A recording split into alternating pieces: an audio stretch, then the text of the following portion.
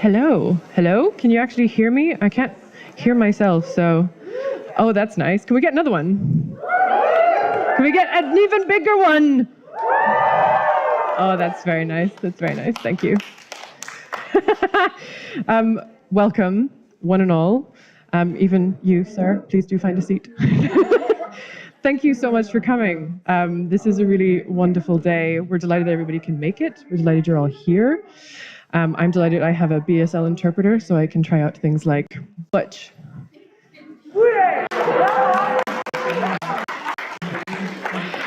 Okay, I'm done. Good night. Thank you. Thank you again for coming. Our event format this evening is I'm going to do a wee preamble. Then I'm going to invite our three, well, I'm not going to invite them just yet. I'm going to read out our three bios for our first three readers. They're going to read in order. They know what the order is. Don't worry, we're all very organized. Then we're going to have a short comfort break, but I would encourage anybody to not wait for the comfort break if they need comfort before the comfort break. Please do just do whatever you need to do in an orderly fashion. After the comfort break, Alicia, my co-conspirator and absolute, yes! That was so entirely correctly the response I needed. Alicia is going to do the bios for the next three readers, who frankly don't really need much introduction, but we're doing it anyway. Then the next three readers will read, and it will finish with Joelle Taylor. And after that, you will all know that you're done because you will be on the floor. And that point, Alicia and I will come up and just do some final closing remarks because we don't know when to stop. But really, thank you all so much for coming. That is the event format, so you know. We have our BSL interpreters, Greg and Lisa. Please, applause for them. I want to also welcome everybody who is live streaming in from the cosmos. You are all most welcome. We're delighted that you are also here. For you, there is also the projections which we have in-house, and we're just delighted that you can join. And the live stream will be available as a recording for a short time afterwards, not forever, because love is transient. So... Welcome. I wanted to say before we begin with the readings, which is the meat of the event, I'm aware and I'm delaying it, but here we are and you're going to have to deal with it because I'm in charge. I wanted to say that this project grew out of a series of failures, and that was really important for me to say at the beginning because I'm aware that everybody who is Zooming in and who is here in person has done that before, has applied for the thing and not gotten, has applied for the funding and not gotten it, has written the pamphlet and not had it published, and has experienced this again and again. And it's really important that you know this is not the glittery thing it seems to be. This was a result of a lot of rejections. And that was actually what made it much better, annoying as that is. But I have to thank Alicia as well, because it is due to her guidance and brilliance and just everything about your curatorship that has made this the way that it is. And so I wanted to tell you that at the beginning, that rejection and failure is part of the process, which I do hate, but that's just how it is. But when you're surrounded by people who help you and who have brilliance and experience, it will make everything so much easier. So that is important. But yes, yeah. Yeah.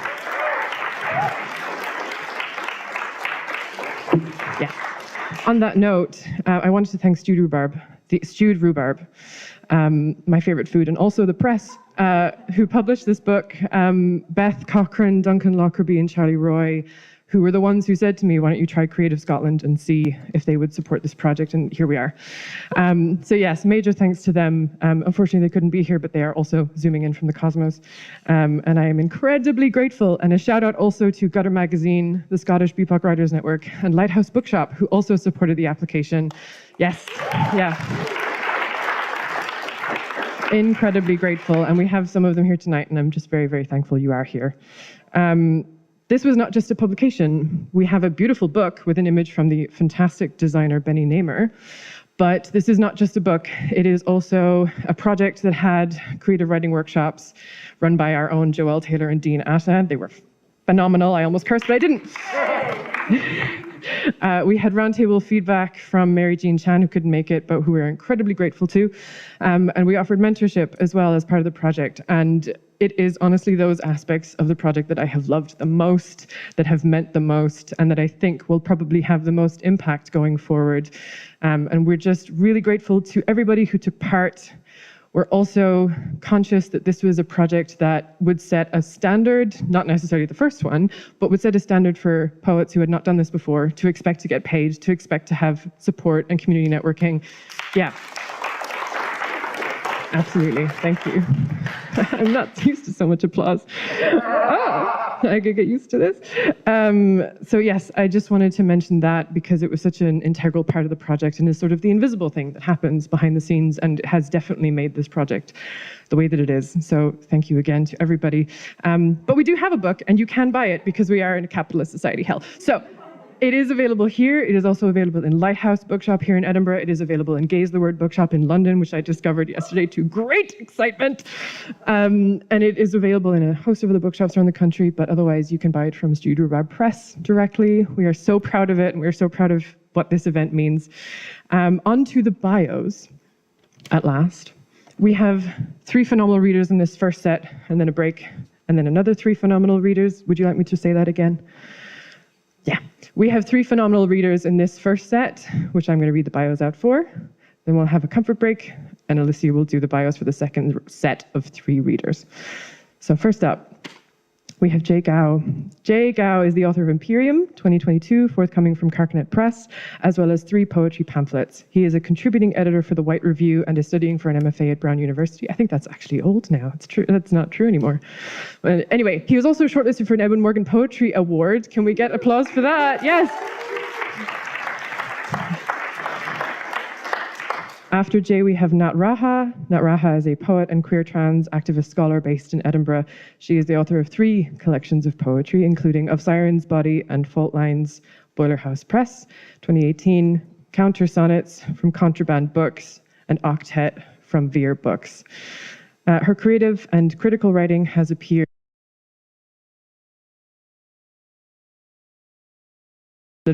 Studies and Transgender Marxism. She co-edits Radical Trans Feminine Zine. And thirdly, we have Andrew Mcmillan. Andrew Mcmillan's first collection, Physical, was the first poetry collection to win the Guardian First Book Award. It also won a Somerset Maugham Award, an Eric Gregory Award, a Northern Writers Award, and the Aldborough First Collection Prize. I hope I pronounced that properly. I should have checked first. His second collection, Playtime, won the inaugural Polari Prize.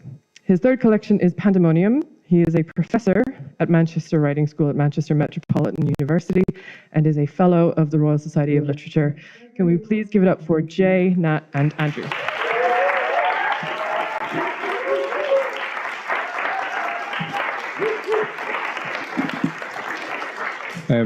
Thank you so much, Aideen and Alicia, for making this wonderful book and bringing us together for what will be a sort of brilliant night of queer poetry.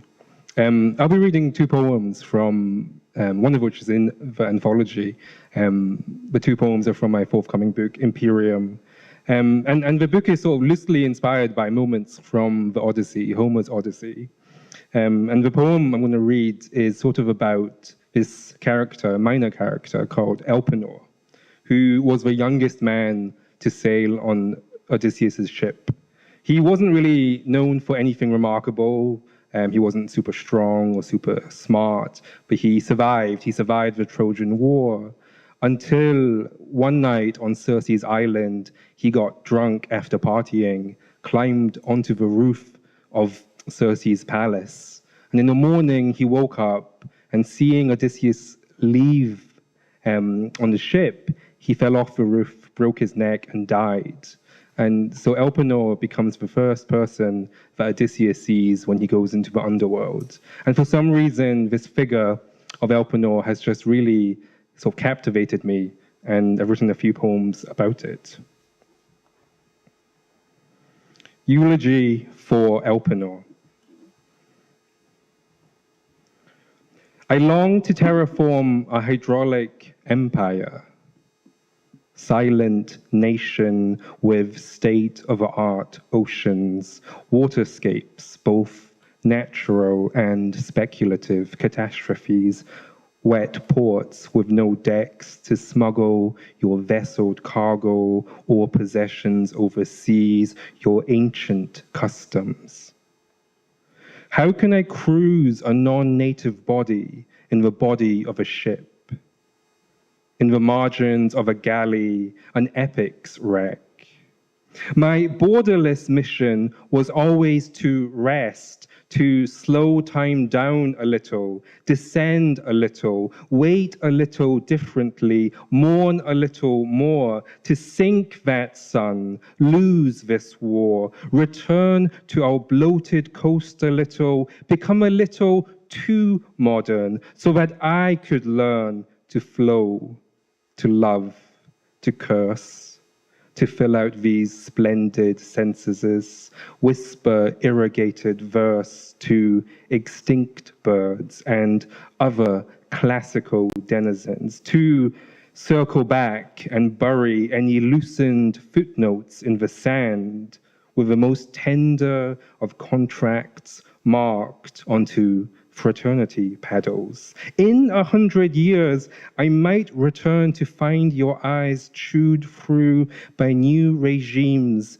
of invading worker ants, dreaming of one precarious word to free them from their homely fealties. I celebrated your tan, your smile, your green willingness to wage hot war. So when my late tribute came out as wordless, as the long, indelible line refusing erasure, each counter sentence formed scars swimming across the sea's skin. I admit, our midnight territories did seem as everlasting as traces of the mythic invisible ink we tried to ship, as dim as a soft inside curve from a blue shield shared, broken, bent way past its form, disoriented, still raised high after we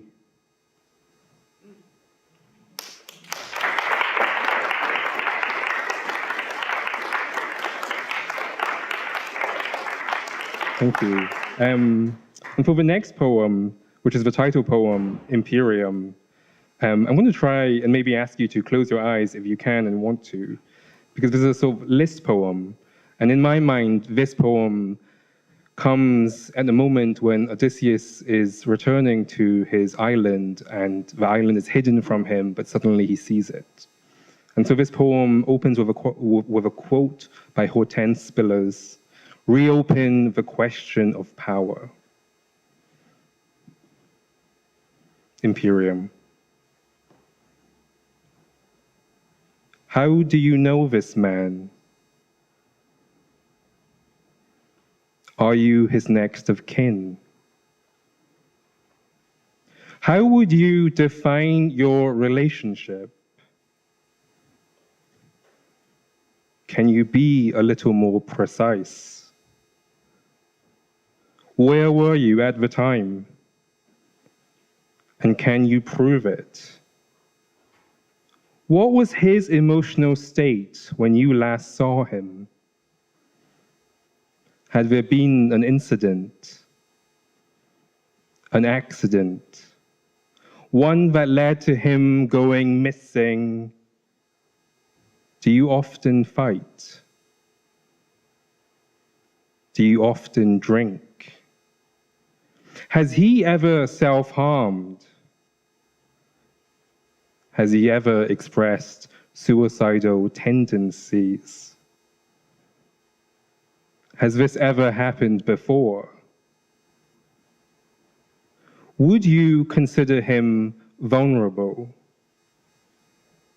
Would you consider him risky? A risk to others, perhaps? Would you tell us any concerns we should be aware of? Would you? Would you really? How would you describe him? What kind of a person is he? What was he like when you last saw him? What was he wearing? Do you recall? How can you be so certain? Do you have a recent photo? One we could use? one we could keep? Do you have anything of his? A toothbrush, maybe a shirt he wore, a lock of hair, a licked stamp, a shredded postcard, a shared razor, his diary, his pieces of a broken compass, an inventory of all the islands he has visited, an inventory of all the objects he has touched, an inventory of all the bodies he has kissed, an inventory of all the books he has read. Do you know why we are asking for this? Do you understand why we think his life may be extinct? Do you? Thank you so much.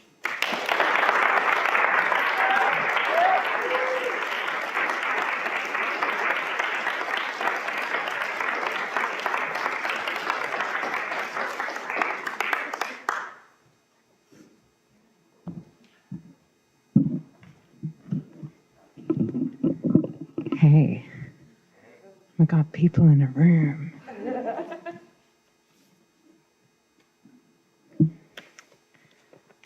I wanted to say that it's really nice.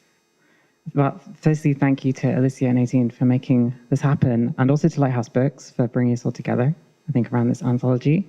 Also in this time, ongoing pandemic. It's really interesting that there's this summer's been this moment of like, I guess like lots of queer writing coming together, coming out, emerging. It feels like it's a moment of, what do I want to say? I'm lost for words. That's why they're written down.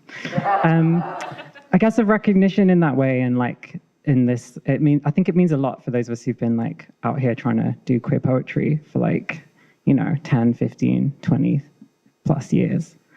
And yeah, I think it's an exciting moment. This poem was published on poets.org, Academy of American Poetry, just last month.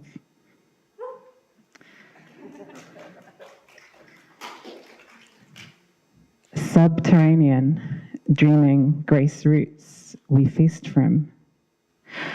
Calls your hand tender, turned towards the margins in which we stir ancestral souls against hegemonic nerves.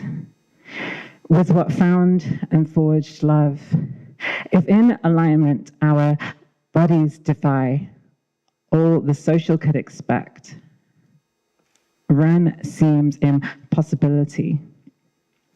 And all the flesh we've fought for, and ways of being and knowing and fucking, on history's tide, a receding, sure, tears, facades, horror, food, umber busy pulling out of the ordinary, demands antinomies, borders in the composition of hands.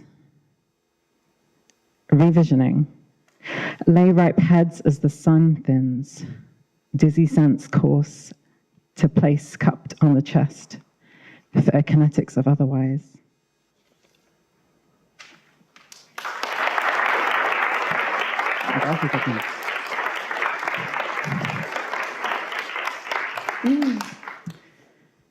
So my poem in the anthology was an elegy I wrote for Callie Gardner, who passed away last year, who's a poet based in Glasgow, who meant a lot to many of us in many worlds. And I've been writing kind of for Callie, with Callie. And so this, the second poem is a counter sonnet for Callie, titled Gracious Growth / While the Redwoods Talk Among Themselves. Undoing the objectification of paper, slow, accelerant days breathing, to pace poetics as arboreal study, tuning into bawling in chartreuse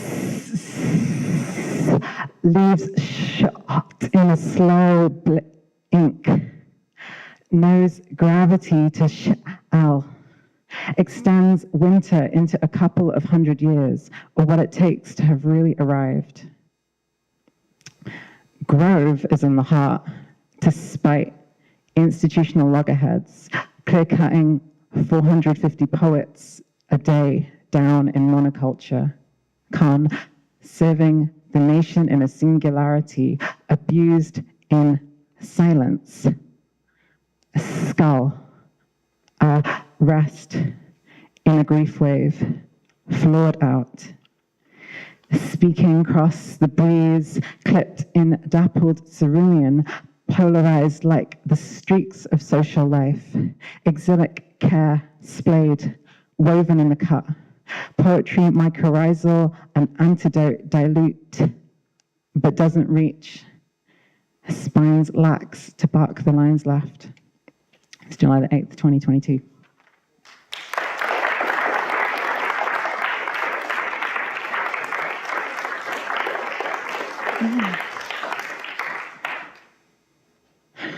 Okay, I'm going to read 9 poems. They're from a sequence of niners. The niner is a contemporary form invented by poet Mendoza. The sequence is called Apparitions.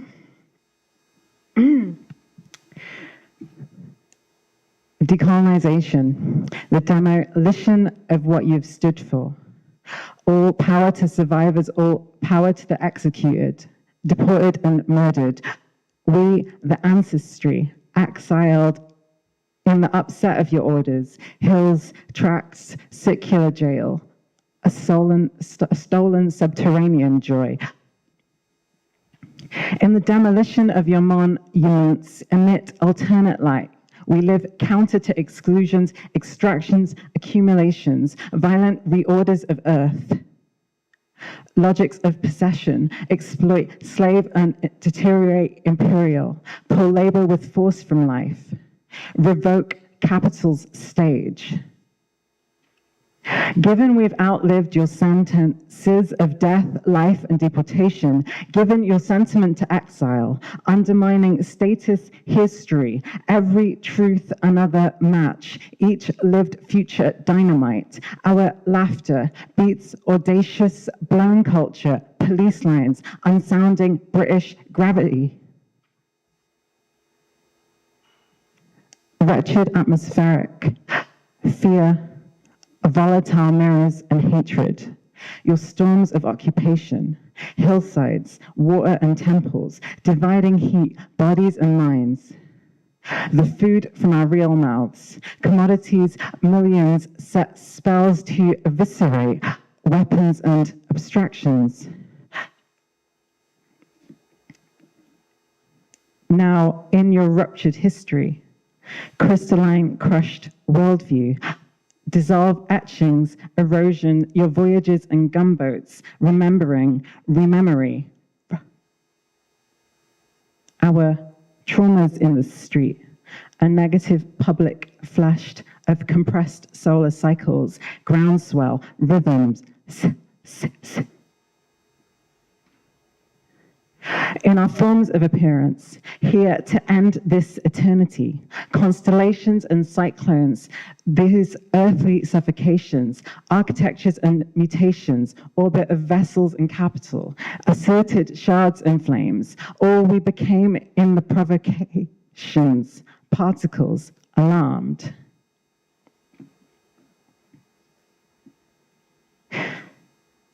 Membranes deteriorate.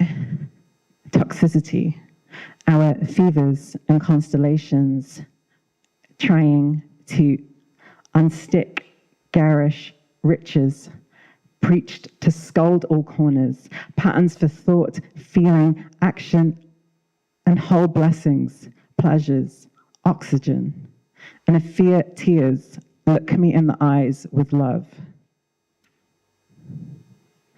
And yet, the future not in waiting, tearing roofs of weapons factories, calling in rain, spell against occupations, drive a wedge in economics, of maiming, borders, displacement, bitter centuries we've survived. Orbits germinate, deject empires swallow gravity. In implicate substance, trapped, restart today's ethics, while our heads, hands, targeted words remain obsolescent orders, criminal and pathological, body minds, live, defiant, frayed, felt and strained mutuality, chaotic gulfs of multitude. Thanks.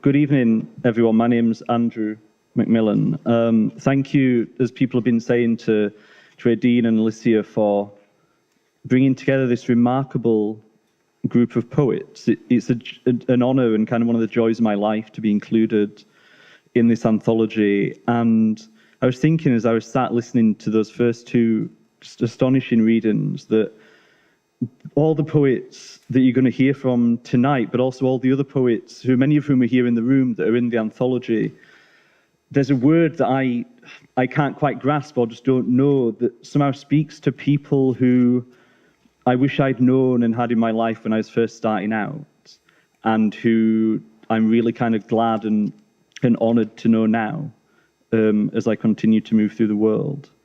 I'll just read a few poems. I'll start off with the one that's in the anthology, and then read a couple more.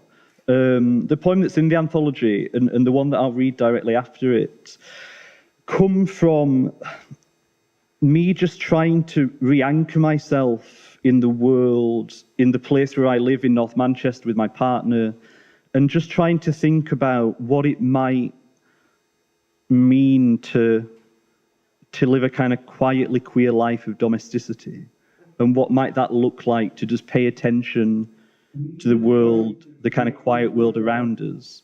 And so this, in the book, it's called Domestic Portrait. We've been here before, you and I, this bed, and outside the untuned radio of rain against the window, and the birds speaking through it into the high dusk of summer. Before the breaking, the sky was that shade of pink when the peony has blown its petals and left its jester's hat hanging on the stem. Now it's the long black chimney of the goose's neck, relentless, and the tongue hiss of water on the path. Tomorrow we'll be clearing the hedgerow of its upturned mantelpiece of bric-a-brac brought in by the storm. But for now, we have this easy frequency of side by side, this bed we propped with books last night to hold off imminent collapse. We've been there before, you and I.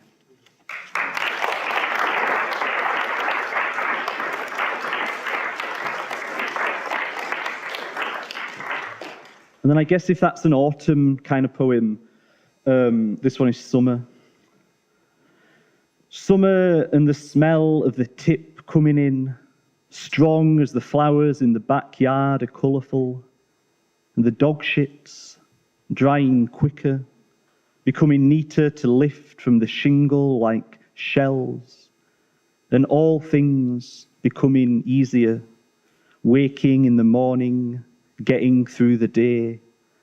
So now we're in the loft, sealing woolen jumpers like precious cargo of an earlier, darker age. And when you crack the Velux window like opening a fresh tin of paint, beyond the low roofs, the city skyline is shimmering like a lake I dream of pushing you headlong into. And this next one is, I guess I was thinking about community as I was kind of writing this next poem, but also just the kind of trust that it takes when you're young or when you're first coming out, when you're first coming to know yourself as a queer person, the trust that it takes to kind of give yourself to a community and the trust that you then get back from other people. And this is called Honour. How many of us had each other in our pockets without telling? Even the gossips and the drunks knew that this was too important.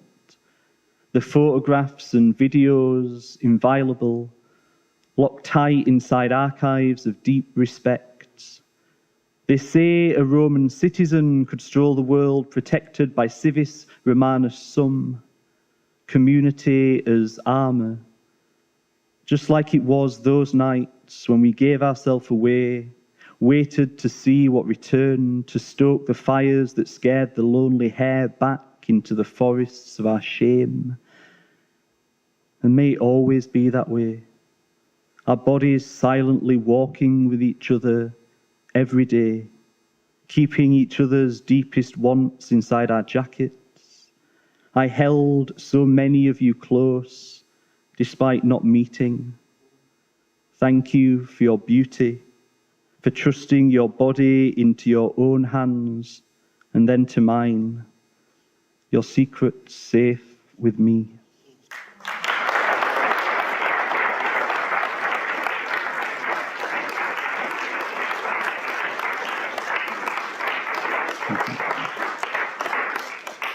And I'll finish with this last poem called Cleethorpes, as all great poems are.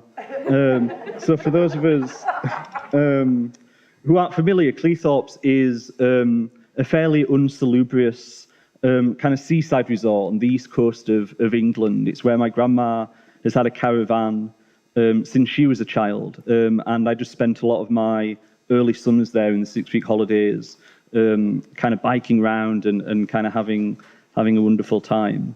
And so this is just a poem thinking back to one of those summers. Cleethorpes. I was a red beach ball and you had the body that I longed for, Danny. Skinny and blonde. It felt American, the way I learned it from TV. How easy it would be to move beyond family or the school seating plan and find someone for myself. And there, in the chlorine starch leisure centre, in between the wave machine capsizing the surface of the water, you kept trying to throw the ball to your granddad, but missing, and I kept dutifully fetching until I joined in. Danny, your pitch was 2 in front of my grandma's, but I'd never seen you before. Did I ever tell you about the time I got lost at the riverbank, among saplings no higher than my knee, and how rediscovering the path felt like a miracle? My parents are still not sure how. That summer, our summer, my parents never came. It was me and you, Danny, running the caravan furlongs of the campsite until our lungs had pebbles in them, going to the forest, the embers of fires lighting the dry mud ground, painting ourselves in the charcoal ash, standing too long in one place and my plimsolls from PE starting to burn in the smoulder of the undergrowth. Danny, everything that summer felt easy as the tide, as quick as fire in the dry brush. And what happened, Danny? The next year you didn't come back, or I didn't, and the time between then and now has eroded, Danny. My hair gone, my body when I draw my eyes down to it, somewhere between yours and your granddad's, Danny. And what of that contentment? Maybe one other time in my life, coming back home after sleeping out all night. I had a friend with whom I shared a one-room flat to keep costs low. The fridge was always on the blink, never closing, the bulb inside always threatening to blow, or else too cold. And I complained, and eventually a man was booked to come and take a look. The night before, me and my friend drank ourselves out to dance, and my friend went back to ours with someone. So I found someone, and his smile in the morning when he asked me to leave was so kind. And by the time I got back, the repairs had been done, the sheets still warm as I lay down. To return from the panic of a body let loose, to find something fixed and orderly, relit the child in me. Shall I tell you a secret, Danny? Sometimes I see clearly for miles, but I still feel lost. Is it possible I still love someone I only just remembered? I'm still burning, Danny. Can you see the smoke? Come find me. I'll leave the light on. Thank you.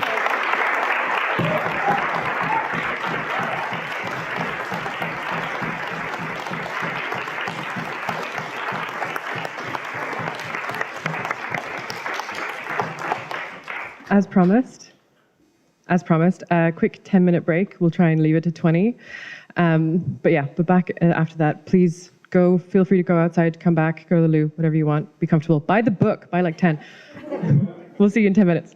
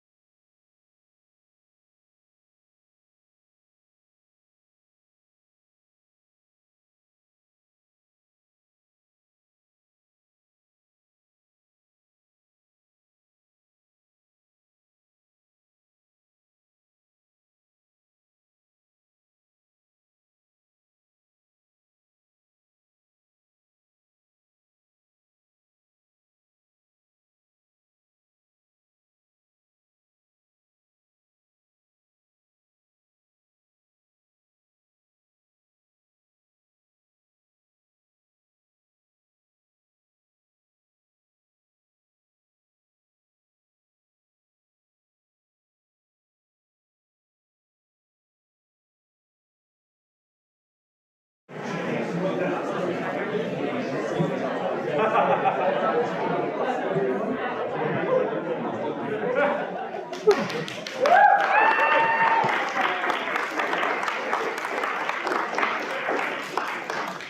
everyone. Welcome back from your break. Hopefully, everyone is ready to be back.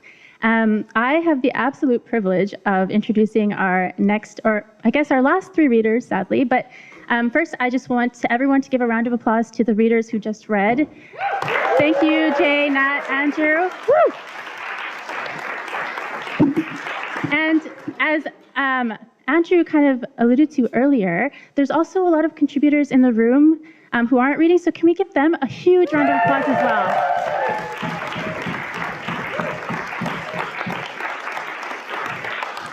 The book is so special because of all the different voices that are in it, and it's just beautiful to see in person, and it's beautiful and it's lovely to just read each poem and just love each poem so intensely as we read them. So I'm so proud of this. I hope everyone that's in it is proud of it. I hope everyone that reads it is proud of it as well. And now that I have control of the mic, I have to put Aideen on the spot, because not only is Aideen like the best co-editor, but they are also a program manager. They're also a graphic designer. They're also doing so well with marketing. They're great at intros. That was an amazing intro to the event. So thank you for everything you've done, because you have put so much into this project, and you made working with you the easiest thing I've ever done. So thank you so much. And everybody, could you please give a round of applause to Aideen?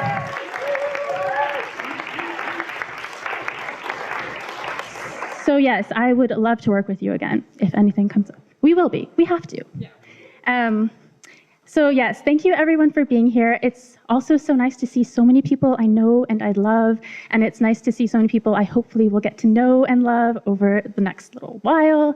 Thank you for being here, and I am now going to introduce the readers. So first up, we have Dean Atta.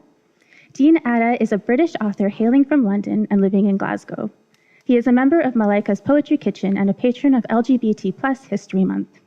His young adult novel in verse, The Black Flamingo, won the 2020 Stonewall Book Award and was shortlisted for the CILIP Carnegie Medal, Jalap Prize, Los Angeles Times Book Prize, and Waterstone's Children's Book Prize.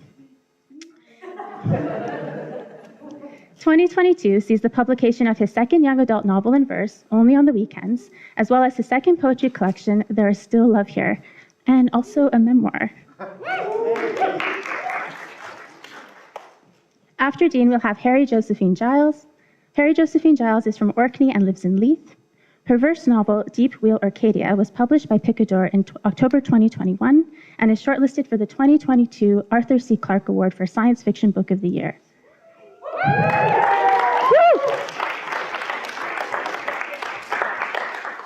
She has a PhD in creative writing from Stirling. Her show Drone debuted at the Made in Scotland showcase at the 2019 Edinburgh Fringe and toured internationally.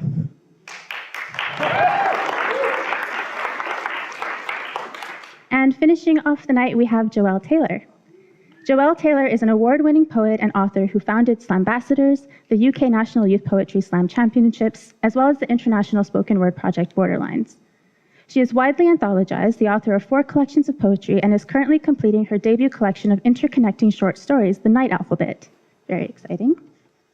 Her new book, Canto and Other Poems, was published in June 2021 and is the subject of the Radio 4 arts documentary Butch. Canto has been named by The Telegraph as one of the books of the year, as well as Diva Magazine's Book of the Month, and awarded 5 stars by the Morning Star. It has also been awarded the T.S. Eliot Prize 2021.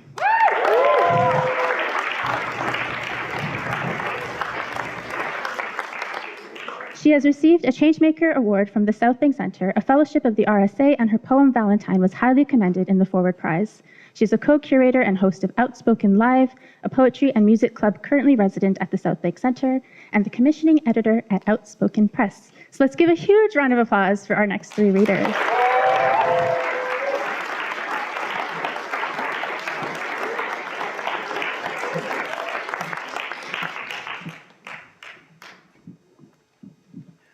Thank you so much, Alicia and Aideen, for this wonderful celebration of this incredible anthology. It's a real honor to be here. and to have been part of the whole project, to run a workshop, and to feel part of a community that you've put together around this anthology. It's been really, really special, and thank you for all the work. And, you know, those failures have led to this incredible success. The way you introduced it was so refreshing to hear the process. You know, it wasn't smooth, but like for us, the participants on this final form of what you put together, it was smooth and it was beautiful and so professional. So thank you so much.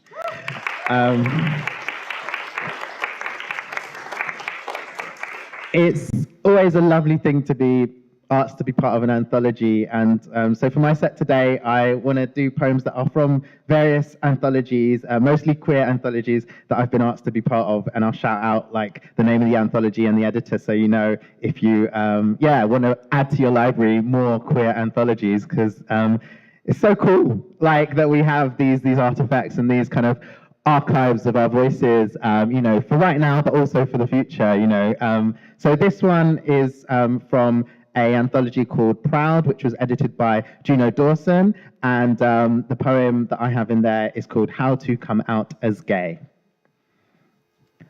Don't come out unless you want to. Don't come out for anyone else's sake. Don't come out because you think society expects you to. Come out for yourself. Come out to yourself. Shout, sing it, softly stutter. Correct those who say they knew before you did. That's not how sexuality works. It's yours to define. Being effeminate doesn't make you gay. Being sensitive doesn't make you gay. Being gay makes you gay. Be very gay. Be a bit gay. Be very gay. Be the glitter that shows up in unexpected places. Be typing on WhatsApp, but leave them waiting. Throw a party for yourself, but don't invite anyone else. Invite everyone to your party, but show up late or not at all. If you're unhappy in the closet but afraid of what's outside, leave the door ajar and call out. If you're happy in the closet for the time being, play dress up until you find the right outfit. Don't worry, it's okay to say you're gay and later exchange it for something else that suits you, fits, feels better. Watch movies that make it seem a little less scary. Beautiful thing, Moonlight. Be South East London Council Estate, a daytime dance floor, his head resting on your shoulder. Be South Beach, Miami, night of water and fire, your head resting on his shoulder. Be the fabric of his shirt, the muscles in his shoulder, your shoulder. Be the bricks, be the sand, be the river, be the ocean. Remember, your life is not a movie. Accept you'll be coming out for your whole life. Accept advice from people and sources you trust. If your mother warned you about HIV within minutes of you coming out, try to understand that she loves you and is afraid. If you come out at 15, this is not a badge of honor. It doesn't matter what age you come out. Be a beautiful thing. Be the moonlight too. Remember, you have the right to be proud. Remember, you have the right to be you.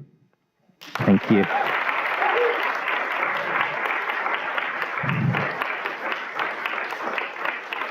And it's so funny, like, being asked to write that poem for that anthology. I was told the anthology is called Proud, and then that was it. Like, I came up with a whole poem that I would have never written if someone hadn't said, this is a new anthology we're doing, it's called Proud. I was like, okay, I'm gonna end with Proud. Okay, how do I get there? So I love it. And this one was also kind of came out of a commission, in fact, for the Courtauld Institute, and I looked at a picture of Adam and Eve, and I thought I need to queer that. And then it's ended up in two anthologies, one called Field Notes on Survival by Bad Betty Press, and the other More Fire from Canongate, which is edited by Kayo Chingonyi. So yeah, it's got around this poem, and it's also going to be made into a stop-motion animation funded by the BFI, which is really cool as well. So yeah, I love getting a lot of use out of my poems. So this is Two Black Boys in Paradise. They won't be here forever. Maybe just as long as this poem. These two black boys in paradise. Two black boys, can you see them? These two black boys are free. These two black boys are happy. Black boys are real boys. Black boys are not just little men. Do you believe black boys are real? Like, for real, for real. Real black boys feel. These two black boys are a healing. Did you poison the apple already? Did you dig up the tree? Are you trying to plant these black boys in the ground? Did you call them apple thieves? Did you call the police? There are no police in paradise. There are no white people in this paradise. The two black boys in this poem have black boy names. They have grown up now, but their names still suit them. Masculinity has not been required of them. They're in love with each other, and they're in love with themselves. One kisses the other's Adam's apple. They don't make babies. Maybe paradise is just meant for two people at a time. Maybe it will be two black girls in paradise next time. Maybe they won't have to be boys or girls. Maybe it will be you in paradise with that person you have in mind right now. Thank you.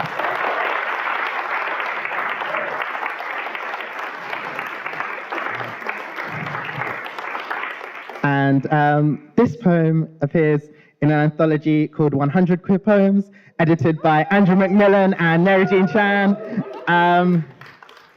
What's really cool about this is they just emailed me and said, we want Strawberry Thief. And I was like, here you go. Because sometimes you have to figure out what you think they'll want, but they just told me, Strawberry Thief, please. And I was like, all right, yay. And I think they'd seen it because it was on a website called Harana Poetry, which kind of looks at multilingualism. And so I used some Greek words in this poem as well. And it's, yeah, you'll see them. Strawberry Thief. William Morris curtains surround the dining table nested in the bay window. These thrushes never able to reach the strawberries. Maybe they're waiting for someone to wish them bon appetit, as we do with each other. Neither of us French, but we don't say the equivalent in Greek, Jamaican patois, or Italian. We're two Englishmen in Scotland. Tonight we eat shepherd's pie.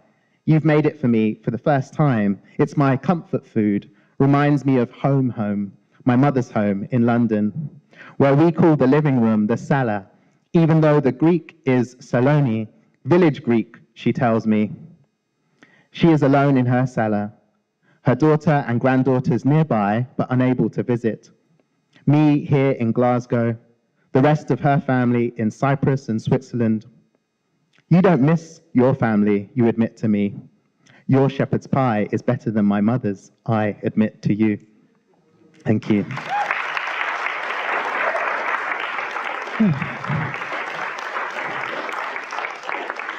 And this is my final poem. This is the poem which is in the Recreation Anthology. And yeah, it's kind of a testament to I was listening to Andrew and I was thinking about this kind of like queer domesticity, and this is kind of more like an anxiety about queer domesticity.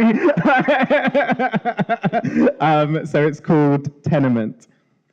I don't know if I want to be here, in our 2-bedroom tenement flat in Battlefield, or in the listed building on Queen's Park Drive you take me to view. If it's warmth you're after, a tenement might not be for you, says one half of the gay couple showing us around their home of 6 years, as if I don't know the cold of tenement living. We've decided it's time to upgrade to a house, the other half tells us, as if looking down the property and relationship ladder. After the viewing, we slip into a 2-day argument. Then it's Sunday. We clean as we do each week, radio playing, no need to speak. I wonder how to clean the radiator gaps, grimacing teeth of heat, gathering dust for the 2 years we've lived here. I purchase a cleaning tool that boasts removing dust will reduce the risk of fire. I'd never thought of dust, fragments of us and our living, at risk of catching a light. I'll wait again for Sunday to dislodge dust, doubt and fear, along with the cruel words we've spoken here, accumulating in hard-to-reach places. Thank you.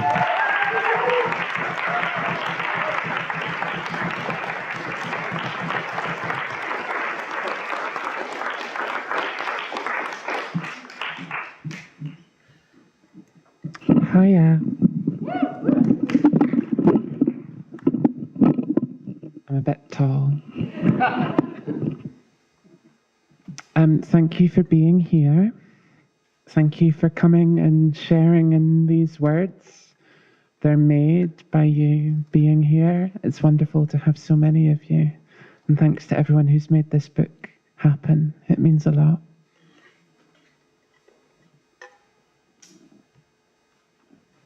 These first two poems I'm going to read are written for 5 voices, but there's only one of me. So I'm just going to read you the melody, essentially. The sort of visual of them will kind of give you some of the rest of the poem. The first poem is called Melishon, or Malison, which is a curse. And it's a curse. It's a curse for everyone who has wronged me. I'm not going to invoke their names and spirits here, except here. And you can invoke whichever spirits you wish to curse. Melishon. Here is my prayer that you will die after a long and happy life. And when you ascend and pass through the gates and greet the recording angel and ask, was I right? Was it right what I did? Your face still pinned by shame. She will say, what? Oh, well, let's check. And lead you to the hall of lives, explaining with gentle hesitance that records without consequence are only kept for 5 years before dissolution into the stuff of being. And that after half an hour of searching and checking her watch, she will say, I'm sorry, I'm afraid my shift's over. But feel free to stay. I'm sure you're here somewhere. And that you will look up at the not quite infinite but always expanding stacks of meaning, the tall rolling ladders, and never learn how to leave.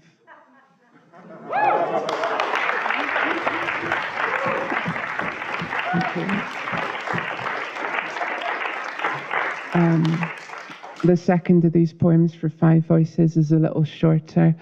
I grew up in buildings very much like this one, almost identical, being told many times that I was going to hell over and over and over again. And that leaves some marks. So the last one was a curse. And this one is a blessing, and it's a blessing for my younger self. Benison means blessing. And I suppose it's a blessing for any of your younger selves that went through anything like that. Benison. Oh, sorry, I'm sorry. I need to explain one line in this poem. One of the buildings like this I went to had a youth group, and in the youth group there were quizzes. And what I remember very clearly is a little pyramid of small wooden boxes, and inside the small wooden boxes were little pieces of stationery, and you got a piece of stationery for knowing the right answer to the questions on biblical stories. There was usually one answer. Thank you. Benison. Little me winning a sharpener for knowing the answer is hell. To the question, where will you go for being in such low fashion? You were wrong. Hell is where you are knowing such an answer. So be not afraid, bright one. Years turn against the blade. Sulfur turns all to gold, and hell is where you grow possible. You're already here.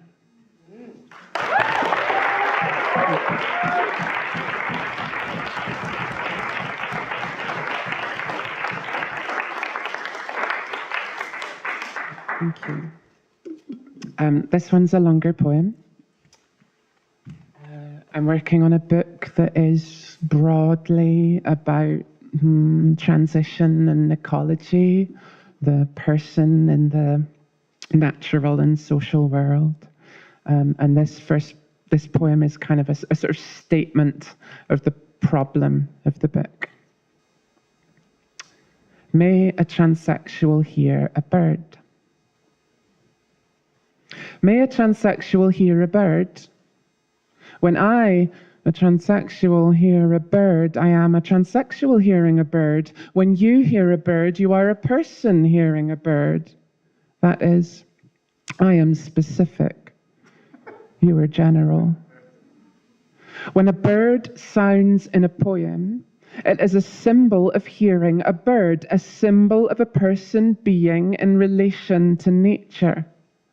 Only a person may hear this. Only a person may hear a bird and write a poem about hearing a bird, and in so doing, praise the gentle dissolution of personhood, or elsewise strive towards the clear and questionless presence.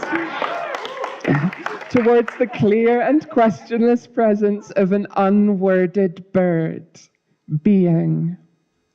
Were I to attempt such a poem again, I would be a transsexual writing a poem on hearing a bird. I note now that transsexual is the legal adjective for a person with the protected characteristic of gender reassignment under the Equality Act 2010, Section 7, which applies to any person at any stage of changing any aspect of sex. And so to make a claim of workplace discrimination, I must both have the socioeconomic capital to bring such a claim and also be a transsexual. And so be unable to dissolve without first addressing my transsexuality to the bird. Even were I to fail to sound out my transsexuality, it would remain in the title and byline, unsilent, a framing device, regardless. And so once again, you would be hearing a transsexual hearing a bird. But now I am too preoccupied with how to source testosterone, a Class C controlled substance under the Misuse of Drugs Act 1971, carrying for supply a maximum penalty of 14 years imprisonment and or a heavy fine, to give to my friend, and how to publish a zine detailing how to negotiate and circumvent the gender identity clinic system, given that waiting lists for first appointments now range from 3 to 6 years, without attracting the critical social media attention that would shut down any explicit alternative routes, and whether the fact I have not heard from my trans sister in over a month means she is in severe mental health crisis or merely working, and whether I have the strength and love to call her to remember to hear a bird. If I cannot remember to hear a bird, I cannot write a poem. How can I not have the strength and love to call her? Because I have not heard enough birds. Because I am scared of what it will mean if she does not answer. Because I am scared of what it will mean if she does. Because I have been working in too many political meetings, scolding parliamentarians to call or hear a bird. In the morning, I tilt the window on its modern catch so I, a transsexual, may hear the birds singing. If I may hear the birds singing, the sound may lift me from myself and my working conditions. Then the self, the conditions, and the working day.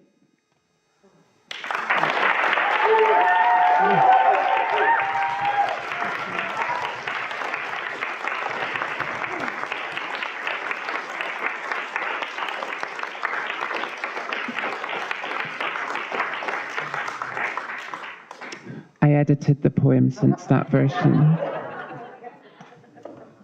Apologies.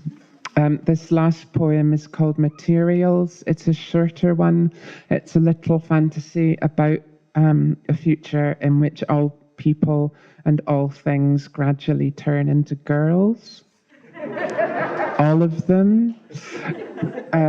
The quotation and reference in the middle is from the theory book by Tukun called Première matériaux pour une théorie de la jeune fille, preliminary materials towards a theory of a young girl, which you don't need to worry about. It's a silly book.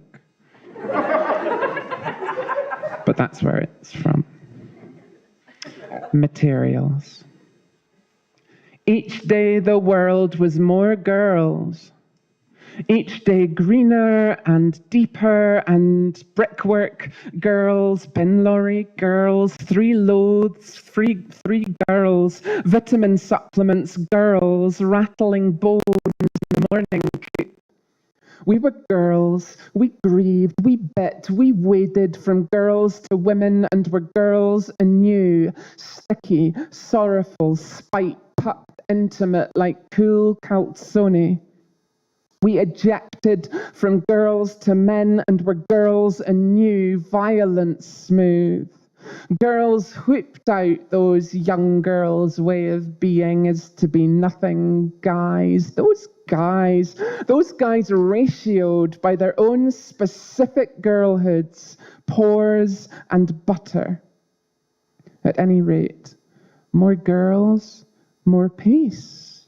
No? Why else does girls the triple goddess grant to the incandescent pavement? Why ever else the warheads, girls, cyclopean under desert? Fingers are too much girls to tell any further. Each good day the words more girls and louder. Thanks very much. Thank you.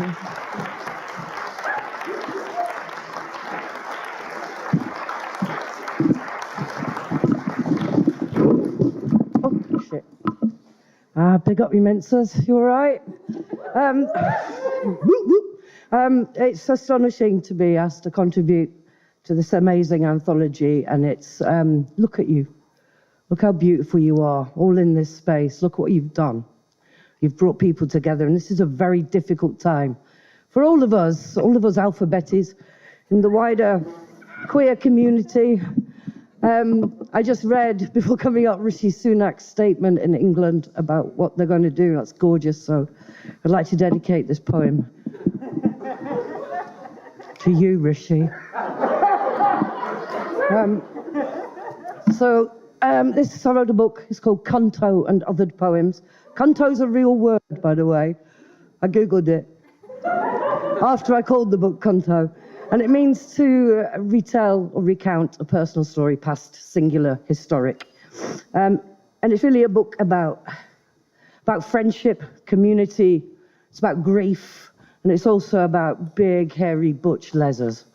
And 3 of us in the room going, "Mah."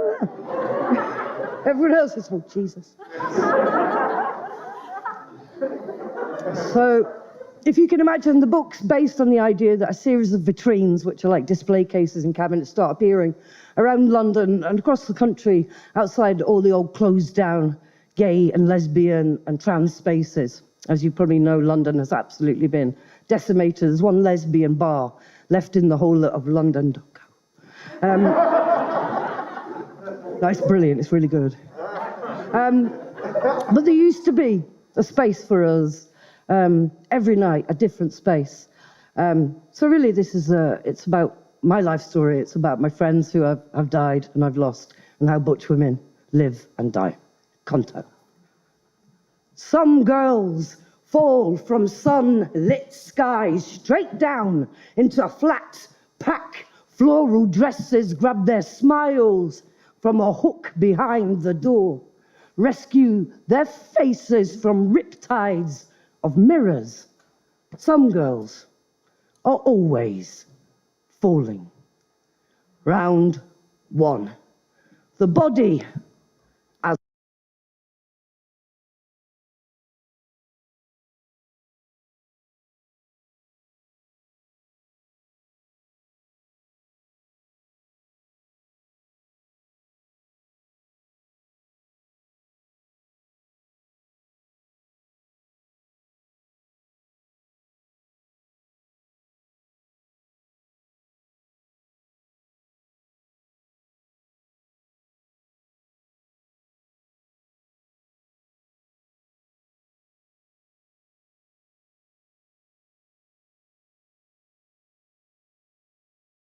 is crowded with dead women, wearing faces that try to escape them, and the clothes of someone you once knew. There are landmines buried deep beneath your skin, and no one understands them. In between the battle cry and the bedroom is this sticky quiet, this no man's land, and this is where you live. Men explode when you least expect it.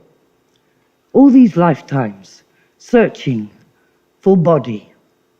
Round 2, the body as protest.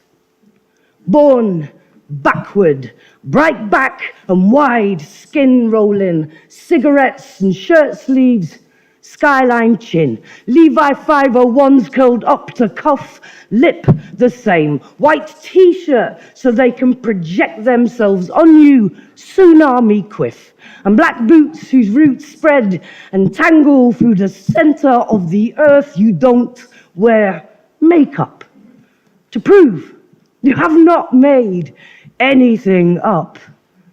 This is your face. Your father's friends gave it to you. One Christmas Eve, 1973, you unwrapped it from beneath a decorated tree from which the rest of your family hung. They sipped cocktails as you slowly disappeared, swaying gently to that wail of celebration, the harbinger of party. You cut your first suit from the thick silence when you enter a room. They call you Butch. The name derived from Butch Cassidy. You are the descendant of outlaws, irony incarnate, woman, butchered, cut into select meats, middle distance stare, shoulder, breast, wild tongue. They fear you. Boy, dyke, diesel female sodomite, lady faggot bulldagger queer pervert, gold star silverback stud invert, kiki she-male drag drone, baby butch tomboy, stone. But if you are a stone, you are a chip off the mountain, and you join an avalanche of wrong walking women, shaven heads like tumbling rocks. You keep them close, they are rosary. On the dance floor, we are tidal, heckle the night, passing nods between us and handshakes that stop our handshaking. We are untamed, a wilderness of women. We are waste ground. What a waste, love. Nothing grows on us, barren and sterile and unuseful, female, empty as church pews. The wind rattles its fists inside our wombs. Come on then, snake boy. Come now, heretic healer. Where are the masks that solve us? How do we fit into your algebra, your binary code, our bodies? Our political placards. And we dance as demonstration of independence. We revolution in the living room, uprising in the public toilets, insurgency in the suburbs. Fear is a girl backing into her face. Is it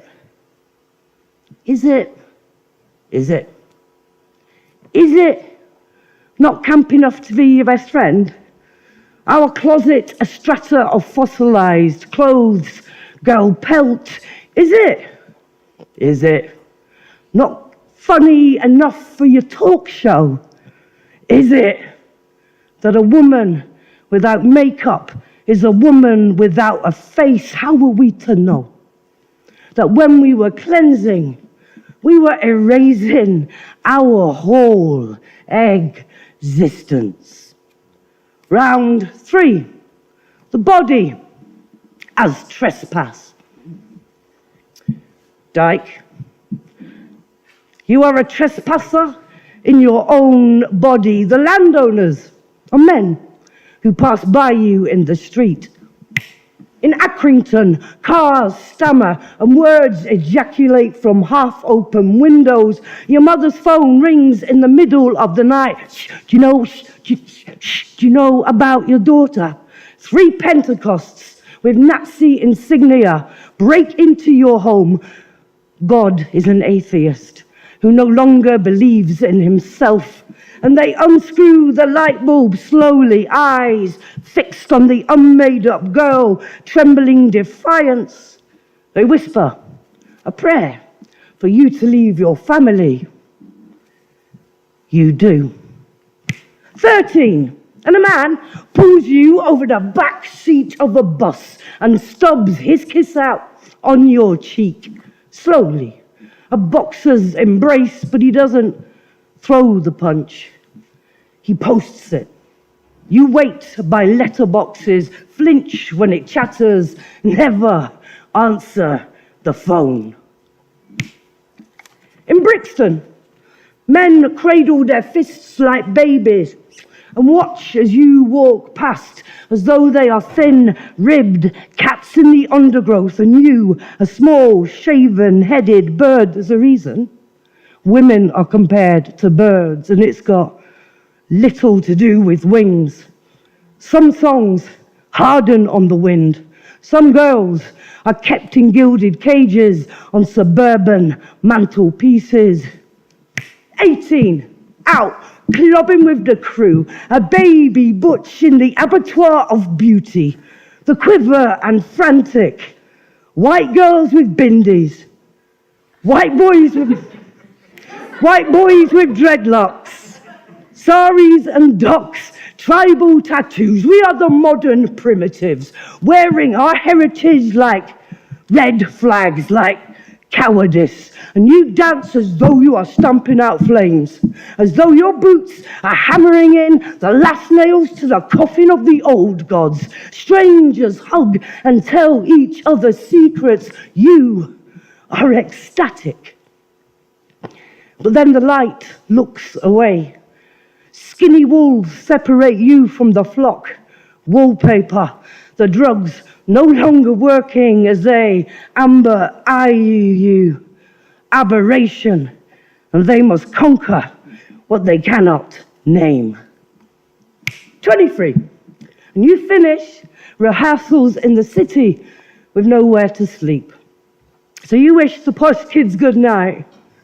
And you walk, and you walk, and you walk, and you walk, and you walk, and you walk, and you walk, and you walk, and he finds you quickly, and when you come round, you are empty, and his eyes are full, and above you, twin gods. This is the first time you think you're going to be killed, and when you're not, it's a disappointment. The morning after pill is a communion wafer, and you are forgiven. Your trespasses you learn quickly. Men are broken things, breaking things. Round 4, the body as cemetery. The first time you die, you drink a bottle of cleaning fluid, and moths of nurses wrap you in white swaddling curses. Fuck you, they whisper, a back alley lullaby. Fuck you, they croon as you're interred into your hospital bed. And when the mourners come, they seem happy. A picnic in a mortuary.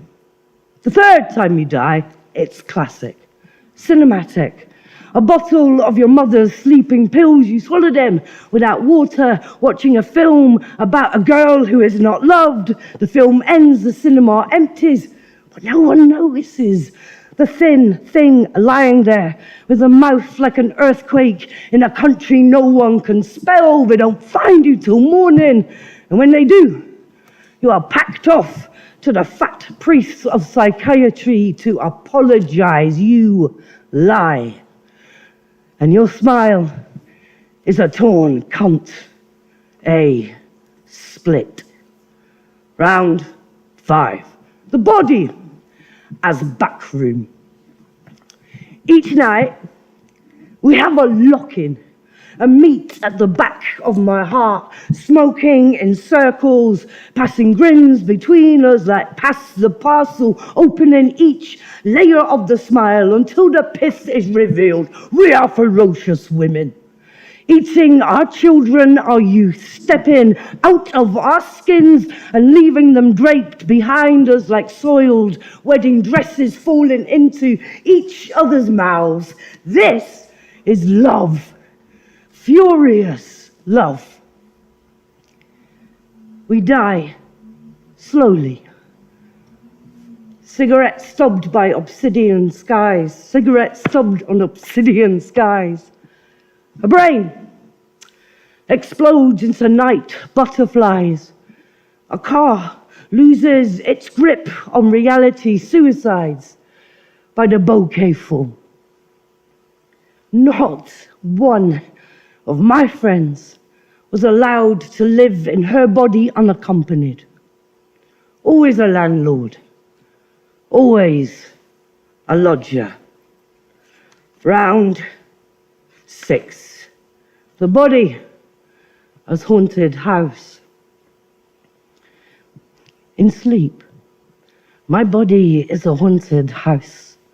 There are footsteps along fallopian corridors. The corridor is a rope strung above a mouth. I have been woken by blurred voices without bodies, quiet arguments in my basement. Once I was possessed by a small girl who looked the same as me, who ate herself on a Sunday afternoon while her parents were downstairs, hardwiring their hangovers, and Christmas tunes played in nooses. My heart is a church bell and nobody visits, and God is a man with his hands in his pockets, watching. Round 7. Oh, you bayonet boys, you truncheon rub. My face doesn't fit my face, but your fist does. Years from now, no one will remember how we fought, how each bruised knuckle was a white boy's head bent in prayer. No one will remember the love, how alike it is to rage, how screams made corporeal are rainbows, or how rainbows became corporate logos, or how we carved our epitaphs into a stone wall. No one will remember unpicking acronyms by candlelight, so I'll be in the back bar of heaven. Kaz will be getting a rounding and releasing that laugh, wild birds escaping her mouth, and none of this will matter. I'll be riding the ghost roads with Valentine, bareback, knee clench on her Harley. I'll be scuffing the city with Dudzilly. Men will stare like open shaft mines. I'll be walking the white lines with Angel, tight mouth, antelope heart. I can't remember the names of all my dead friends, but they're here now. Our grief, a leather jacket, our laughter, static, as we fade to a sepia, the color of blood mixed to water, disappearing down a plug hole, much like the meeting of our legs. Remember this. My whole life is a protest. Thank you very much.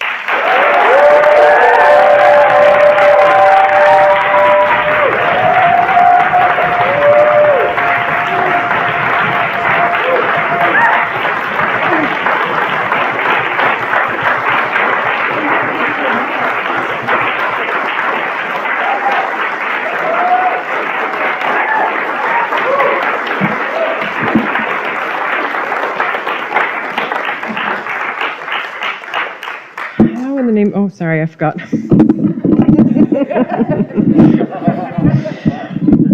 I didn't make it any better. Anyway, this is the one way I'm not actually Butch. how in the name of God are we meant to follow that? Can we have another round of applause for the poets, especially Joelle?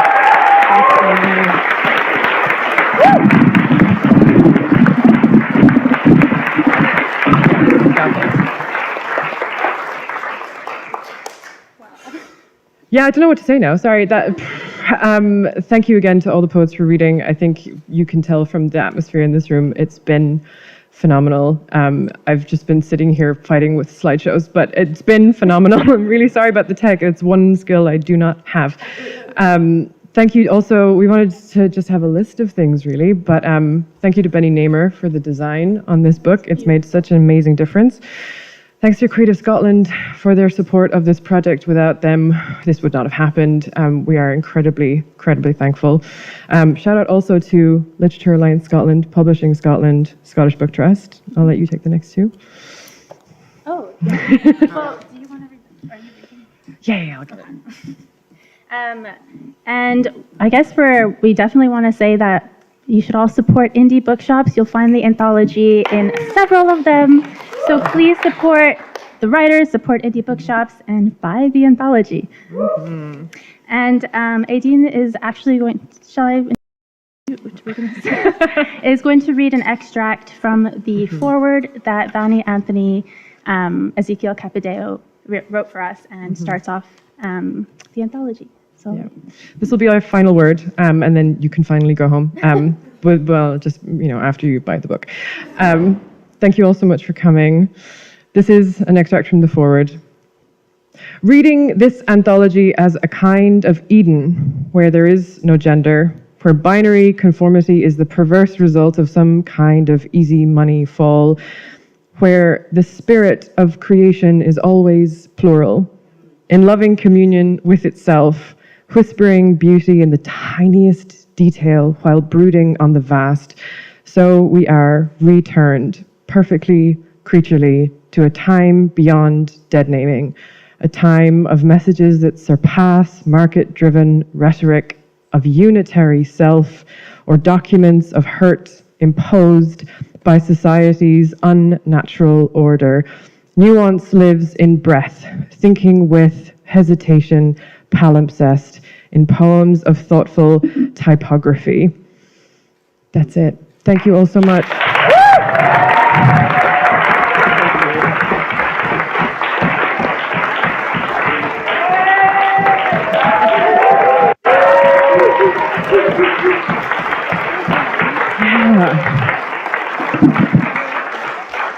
Let's go. Thank you again for coming. Have an amazing night. Have a good